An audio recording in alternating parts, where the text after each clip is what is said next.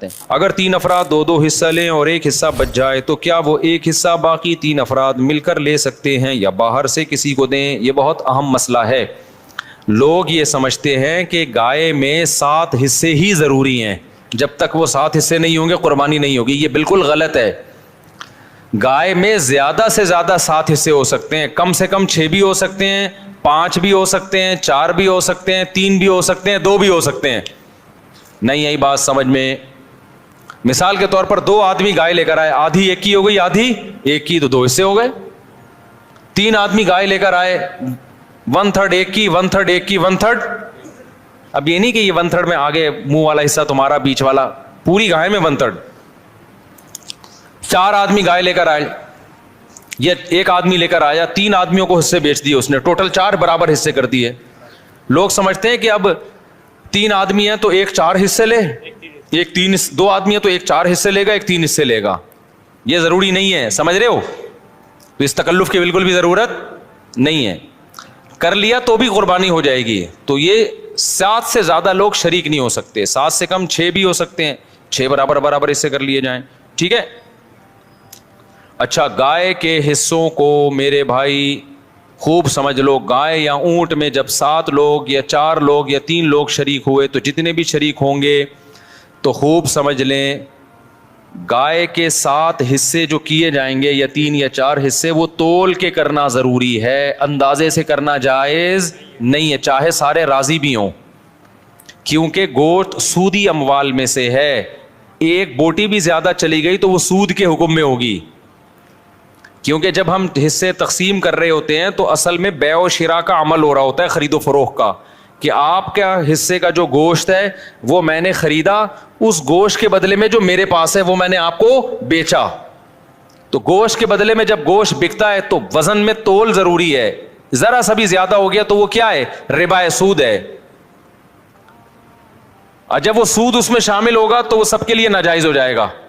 لہذا یا تو تول کے تقسیم کریں یا سود سے بچنے کے لیے ایک کام کر لیں کہ 7 حصوں میں کلیجی ملا دیں. کیونکہ جب ایک جنس میں دوسری جنس شامل ہوتی ہے پھر جو اضافہ ہوتا ہے نا وہ مخالف جنس کی طرف نسبت کر دی جاتی ہے اس کی. یہ سودی احکام ہے, سمجھ میں آ جائیں ٹھیک ہے, نہیں آئے تو پھر کسی اور وقت بیٹھ کے چھاؤں میں آئیے گا, سمجھا دوں گا بیٹھ کے. ابھی تو مسئلے پر عمل کر لیں, سمجھ رہے ہو؟ تو آپ نے کیا کرنا ہے کہ جب گائے کٹے گی, ذبح ہوگی, 7 حصوں میں ڈیوائڈ کیا اس کو, 7 میں تھوڑی تھوڑی کلیجی رکھ دی, سمجھتے ہو؟ اور کلیجی کے بھی 7 حصے کیے شروع میں, 7 میں تھوڑا تھوڑا گوشت بھی رکھ دیا تاکہ کلیجی میں بھی سود کا حکم نہ ہو اور گوشت میں بھی سود کا حکم نہ ہو. مخالف جنس جب آتی ہے نا تو اس کی مثال ایسے, جیسے 10 روپے کے بدلے آپ نے 9 روپے خریدے تو ناجائز ہو گیا نا, لیکن 9 روپے کے ساتھ ایک ماچس کی ڈبی ملا لو گے آپ, تو مخالف جنس جب ملاؤ گے تو ادھر جب 1 روپیہ زیادہ ہوا وہ اس ماچس کے مقابلے میں ہو جائے گا.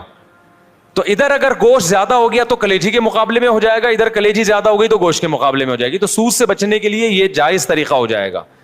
ہیلے کی 2 قسمیں, ایک ہیلا وہ جو حرام کی طرف جانے کے لیے ہوتا ہے, ایک ہیلا وہ ہوتا ہے جو سود سے بچنے کے لیے ہوتا ہے. تو یہ ہیلا جائز ہیلا ہے.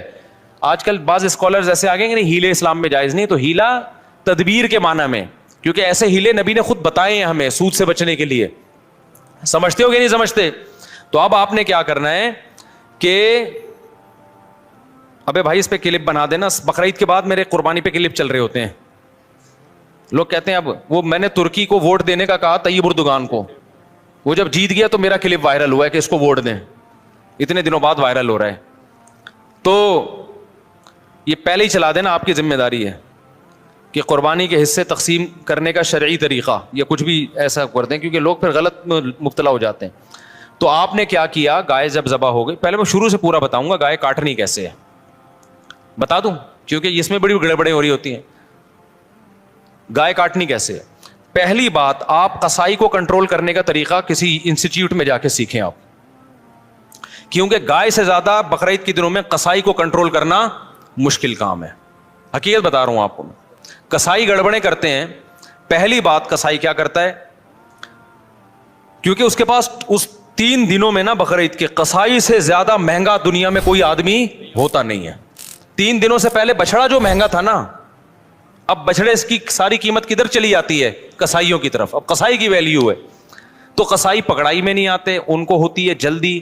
آپ لائے, پہلی گڑبڑ قصائی یہ کرتا ہے کہ جانور کو گرایا, منہ میں ہوتا ہے اس کا گٹکا, منہ میں ہوتا ہے پان, منہ ہلا ہی نہیں رہا ہوتا, تکبیر ہی نہیں پڑھ رہا ہوتا. وہ کیسے پڑے گا جب اتنا بڑا گٹکا منہ میں رکھ کے پیک کے ساتھ بیٹھا ہوا ہے؟ تو تکبیر نکلے گی تو گٹکا ضائع ہو جائے گا نا اس کا. نہیں آ رہی میرا خیال ہے بات سمجھ میں.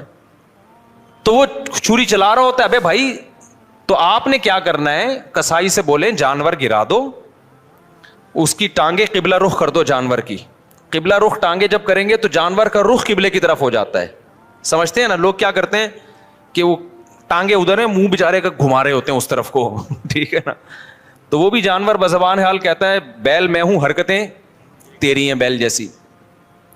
تو اس کو گرا کے آپ نے کیا کیا, اس کا رخ کہاں کر دیا؟ قبلے کی طرف. بلکہ اور آسان کر کے بتاتا ہوں, جو ذبح کرنے والا ہے نا اس کا رخ قبلے کی طرف ہونا چاہیے. سمجھتے ہیں بات کو؟ تو اس طرح سے جانور کو گرائیں کہ آپ کا رخ کہاں بن رہا ہو.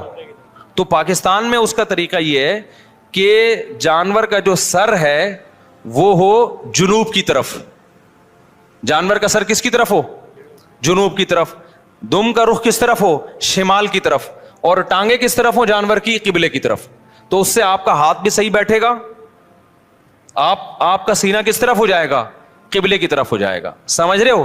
لیکن یہ اس جانور کے ساتھ جو آسانی سے اس کام کے لیے تیار ہو جائے.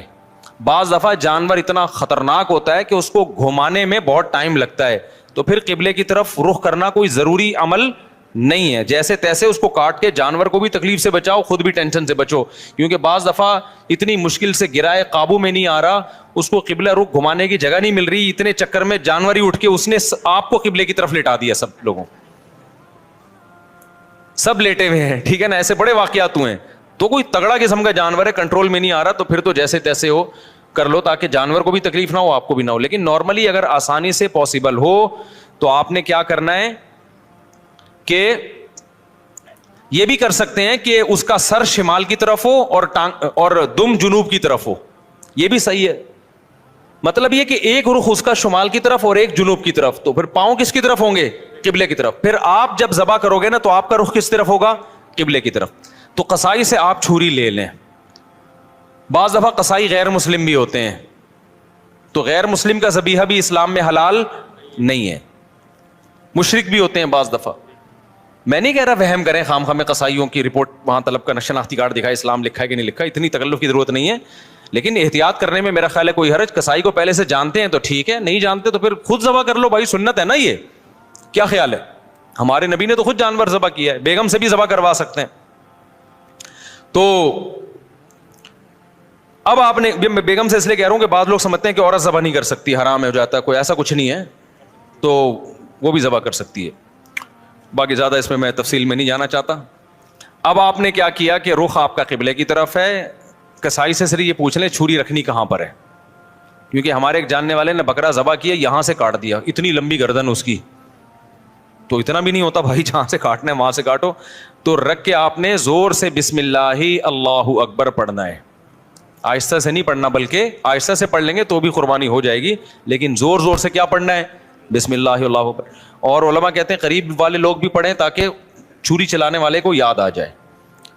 آپ نے جب ذبح کیا تو صرف 4 رگیں کاٹنی ہیں اس کی. ایک نرخرا, یہ جو خوراک کی نالی ہے, ایک سانس کی نالی ہوتی ہے, اور 2 ودج ہوتی ہیں جو دل سے پریشر کے ساتھ خون دماغ کی طرف لے کے جا رہی ہوتی ہے نا, 2 نالیاں, بہت پریشر سے اس سے خون نکلتا ہے. تو یہ 4 ٹوٹل نالیاں کٹ جائیں گی. اس کے بعد مزید کچھ نہ کاٹیں. آج کل قصائی کاٹتے چلے جاتے ہیں کیونکہ وہ چاہتے ہیں جانور جلدی ٹھنڈا ہو جائے, پھر جا کے وہ اندر نلی پہ چھرا مارتے ہیں اندر. اس سے جانور ٹھنڈا جلدی ہو جاتا ہے, لیکن اس کا نقصان کیا ہے کہ جانور کا خون جسم سے اچھی طریقے سے نہیں نکلتا. ذبح کرنے میں جو ایک بہت بڑی حکمت ہے وہ ہے کہ جانور کی باڈی سے اس کا خون نکل جائے سارا. خون اچھی چیز نہیں ہے. اب گورے بھی اس بات کو مان رہے ہیں, وہ بھی ذبح کی طرف آ رہے ہیں کہ بلڈ نکلنا چاہیے, خون میں بیماریاں ہوتی ہیں, خون کوئی انسانوں کے کھانے کی چیز نہیں ہے. تو اب اگر یہ حرام مغز میں جب وہ مارتے ہیں نا چھرا, اس سے جانور کے اعصاب ٹھنڈے ہو جاتے ہیں. تو دماغ نے جو باڈی کو میسج بھیجا ہوا تھا کہ ایمرجنسی لگی ہوئی ہے, تڑپو, اور باڈی تڑپ رہی تھی, اور اس کی وجہ سے خون کیا ہو رہا تھا؟ بہت تیزی سے نکل رہا تھا. تو جب وہ اس کا سارا نروس سسٹم ہی خراب ہو گیا تو باڈی کے احساس ختم, باڈی تڑپنا ختم, اور بلڈ نکلنا ختم. تو قصائی لوگ یہ کام کرتے ہیں تاکہ جب گوشت کے اندر خون زیادہ رہے گا نا, عام دنوں میں یہ اس لیے کرتے ہیں کہ گوشت میں خون رہے گا تو گوشت کا ویٹ زیادہ ہوتا ہے, تو اکنامیکلی ان کو وہ سستا پڑتا ہے.